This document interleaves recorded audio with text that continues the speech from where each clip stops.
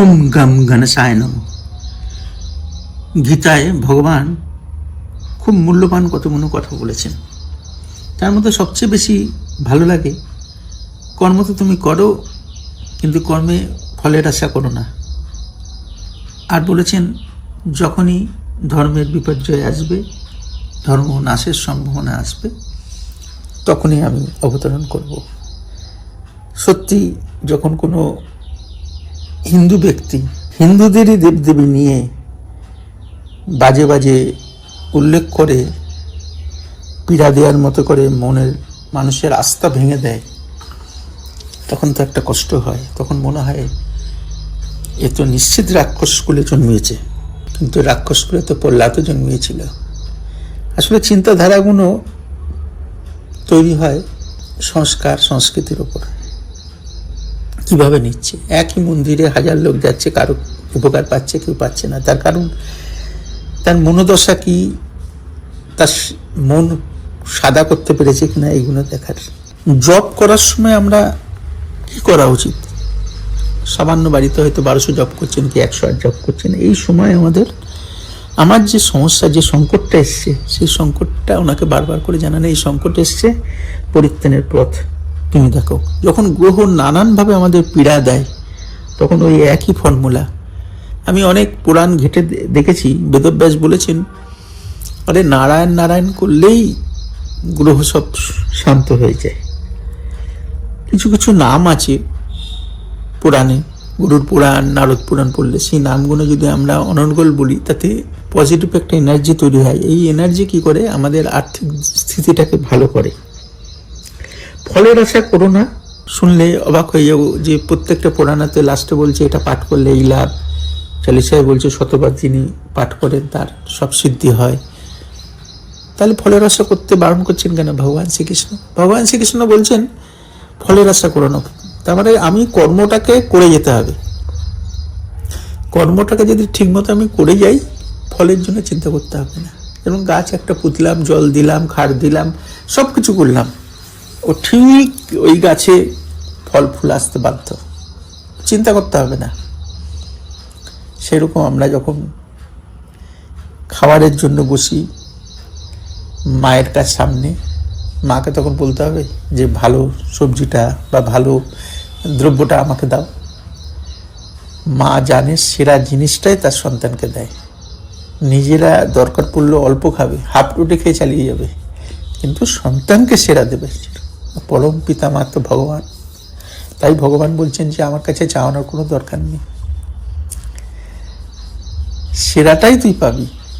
সে মার কাছে বসে যদি চাই যে মা ওই ইয়েটা দরকার, ওই সবজিটা আমাকে দাও, এটা দাও, তাহলে ভুল হবে। মা সেরার থেকে সেরা দেবে। নিজের আহার থেকে পরিত্যাগ করে অর্ধেক কেটে দিয়ে দেবে, বা নিজে না খেয়ে থাকবে তো সন্তানকে খাওয়াবে। ভগবান তো আরো দয়ালু। মা তো আমাদের এক জন্মে, তার জন্য আমরা শ্রাদ্ধ করি। বাবা আমাদের এক জন্মের, কিন্তু জনম জনমের যিনি সাথী, সে হচ্ছে আমাদের গুরুমন্ত্র আর ভগবান। তাই তার কাছে কি চাইব? তার কাছে বসে তিনি তো সব কথা জানতে পারছেন। শুধু মনে করে দেয় যে আমি খুব পীড়ায় আছি, আমি কষ্টে আছি, এই কষ্ট থেকে আমাকে পরিত্রাণ করো। আমরা আশ্রমের মাঝে মধ্যেই নানা রকম যজ্ঞ পূজা করি। যেমন বিভিন্ন ঘটগুলো যে দেখতে পাচ্ছেন আপনারা, আলাদা আলাদা সব নাম করে সংকল্প করে পুজো হয়। ভোর থেকে পুজো চলে, এই পুজো শেষ হতে হতে 6টা বেজে যায়। 6টার পর আবার যজ্ঞ। কারণ আমাদের পুরাণে আছে যে যা জপ করা হয় তার দশাংশ হোম না করলে সেই জপ বা পুজো কখনো সম্পূর্ণ রূপ পায় না, সাকসেস আসে না, সেই ইয়েতে মনস্কামনা পূর্ণ হয় না।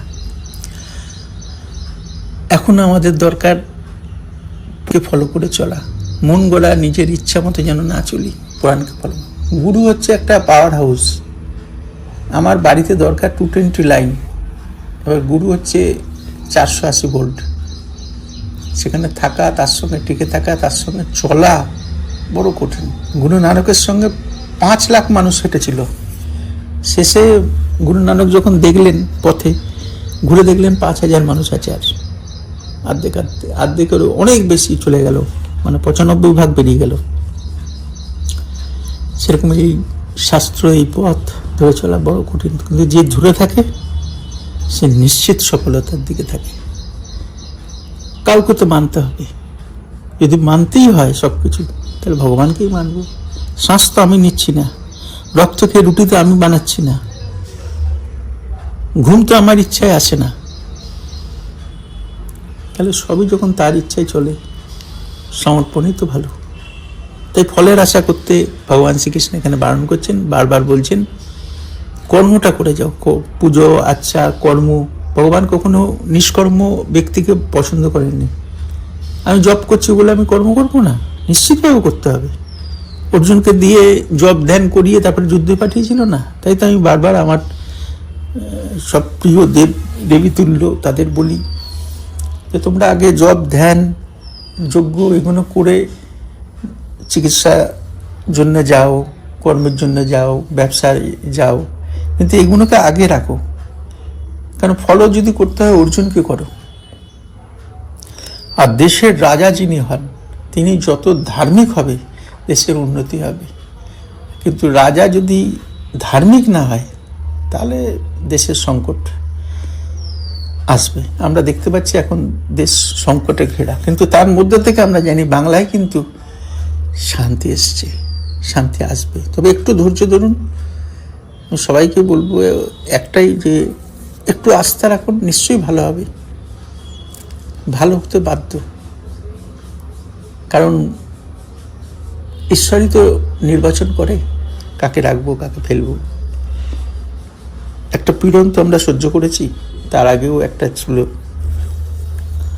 কিন্তু সেটা ততটা না। এই 15 বছর যে কষ্ট সহ্য করেছি সেটা সত্যিই মর্মান্তিক। জানি না এখন কি হতে চলেছে, তবে আমার নিজের একটা আত্মা থেকে বলে যে সুশাসনদার যখন গদিতে বসে, সিংহাসনে বসে, যেহেতু বাবা মা, তার নিশ্চিত একটা ভালো হবে এবং এটা চেষ্টা করছে একটা